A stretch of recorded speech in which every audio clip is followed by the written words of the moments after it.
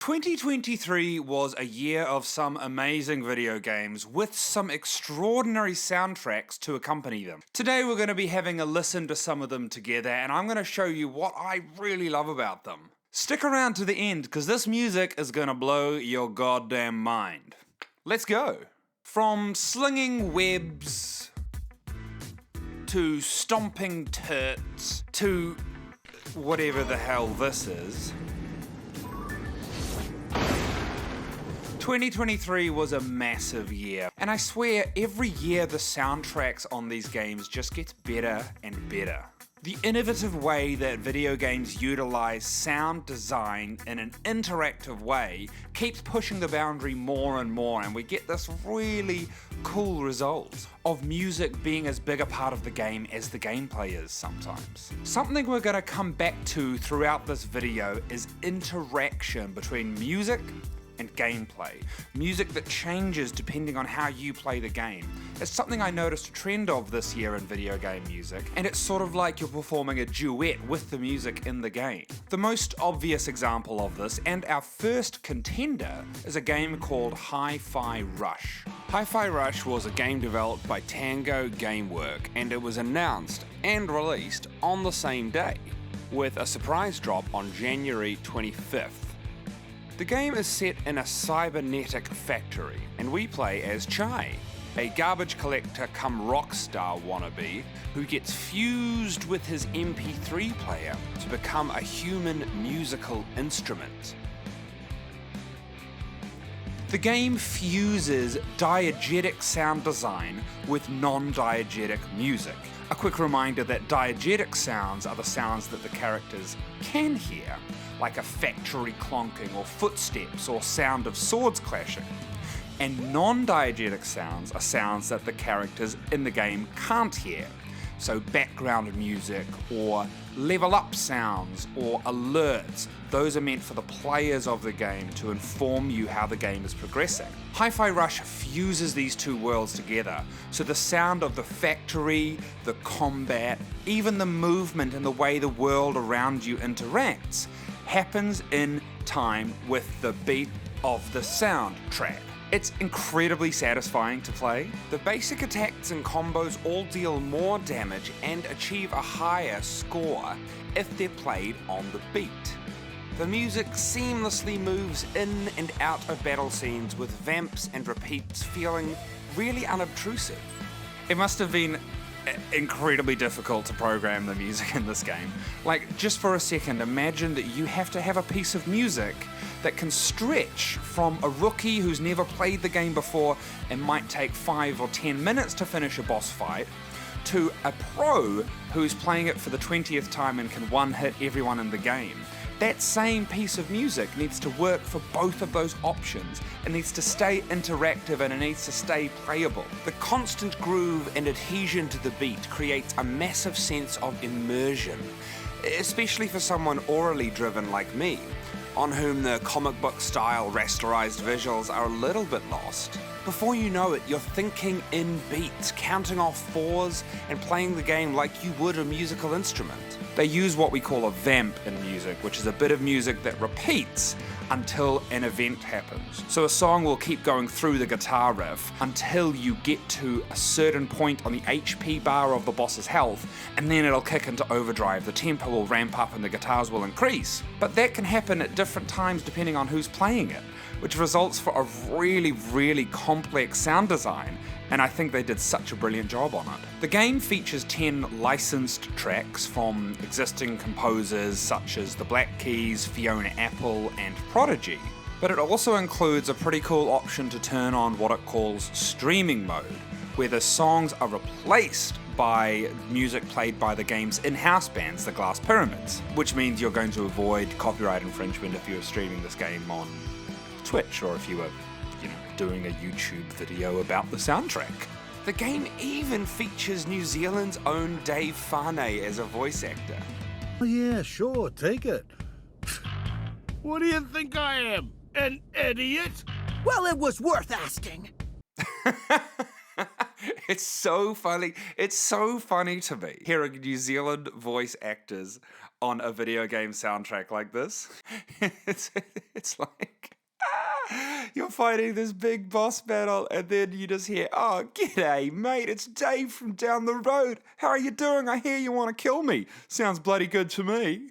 I would have loved to see some more irregular time signatures in the game. I think it would have been pretty cool to try to have a sword fight to 7-8 or to 9-4 or something like that, but it would have made the game inaccessible for everyone but me.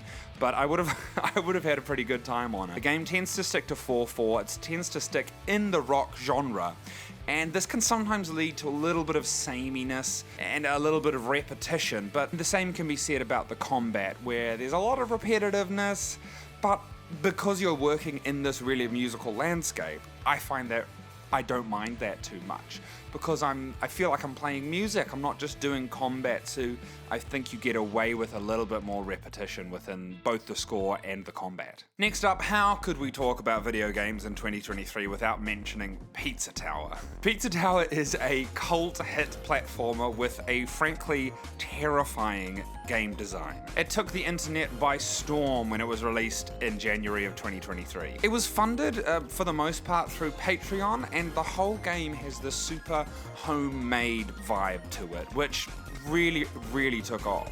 The music is no exception. It's just as terrifying and just as kind of wonderfully homemade feeling as the game itself. When one of the composers, who goes by the pseudonym Sauceman,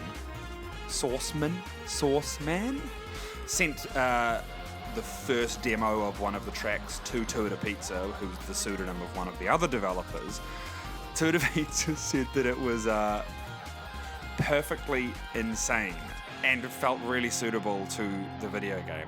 I'm gonna show you what I think he meant by suitably insane.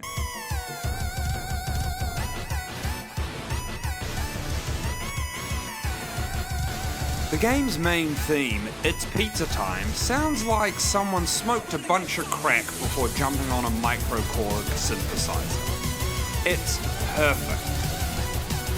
The 118 BPM manic drum machine gives it a speed metal sound like a Dragon Force song or a super hype anime theme. The song is then pitch bent out of all recognition before dropping to a techno-like break. They've then bit crushed the sound, a process to make the whole thing sound retro. On top of the genre influences, the score has a really strong 8-bit feel to it. So it sounds really retro, it sounds like something you might hear on GameCube. And seeing as the game was developed as a spiritual successor to Wario Land, it kind of makes sense the music should feel like this. It feels home cooked, it feels a little retro, and it feels like pretty unhinged, which is definitely what I get from playing Pizza Tower. Back to our theme of interactivity, we would be remiss if we didn't mention Super Mario Bros. Wonder. Yes, it's not just Elephant Mario that will be haunting our nightmares. Wowie zowie! We also got Piranha Harmony. The song is a silly, joyful romp with nonsense lyrics and a playful feel. It features 4-part harmony and is sung by the plants themselves.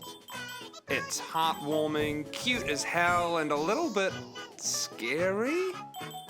Oh, g'day Andy, it's me, Mario. You can tell from my Italian accent. Just dropping by to say if your viewers enjoy the video, they should subscribe to the channel, because there's plenty more good content if you know what I mean. Anyway, back to plumbing. Wahoo! The song is a classic march feel. It's got this really strong 2 feel to it. 2 strong beats in a bar. 1, 2, 1, 2. There's snare and bass drum accompaniment, and this really strong dum-cha feel on the piano. Check it out.